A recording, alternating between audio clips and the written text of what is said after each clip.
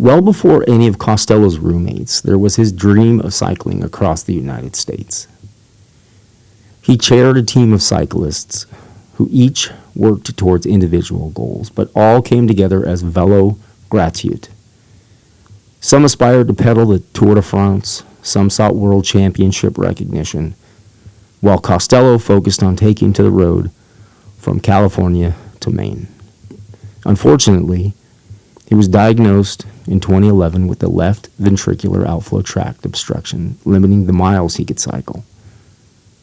His dream of cycling across the country was shelved.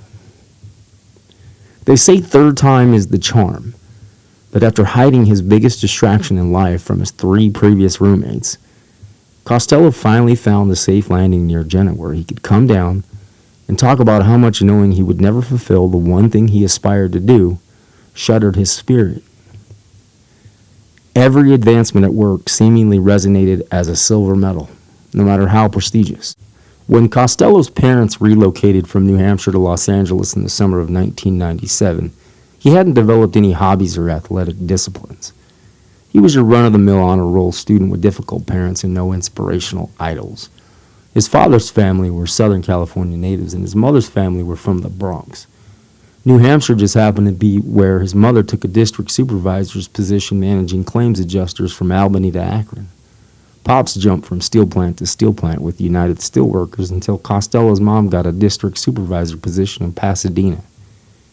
The salary was more than enough for Costello's pops to find new work in Southern California. His only issue was hiding from his father, Costello's grandfather, who hadn't spoken with his son in nearly a decade. And in an effort to finally bond with his son at 13 years old, he bought 2 single-gear road bikes and packed them for the long drive to Pasadena.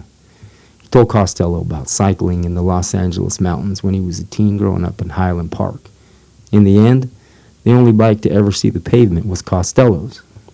He wasn't much of a social firecracker in New Hampshire, but the Pasadena culture demoralized Costello. He didn't understand or care for fashion, didn't know a football from a badminton bird, and you may as well toss a skateboard and a wood chipper because he sure as hell couldn't stand on one. Even though his dad never sat his ass on the seat of his bike, the one thing he did to uplift Costello's lost soul in the new city was give him that road bike.